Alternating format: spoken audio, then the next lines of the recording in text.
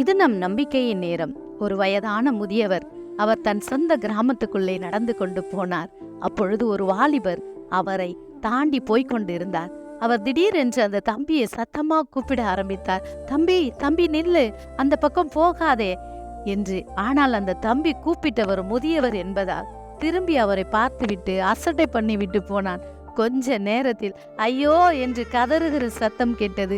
அவன் ஒரு புதக்குழியில் விழுந்து கிடந்தான்.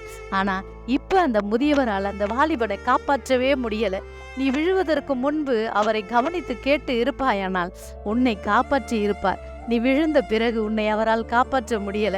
ஆனா நம்ம ஆண்டவராகிய இயேசு கிறிஸ்து அப்படி அல்ல. நீ எவ்வளவு பெரிய பாதாள குழியிலே விழுந்து கிடந்தாலும் அவர் உன்னை காப்பாற்ற முடியும். சங்கீதக்காரர் சொல்லுகிறார் 16ஆம் சங்கீதத்திலே 10ஆம் வசனத்திலே, என் ஆத்துமாவை பாதாளத்தில் விடீர் என்று சொல்லுகிறார். உன் ஆத்துமாவை தேவன் ஒரு நாளும்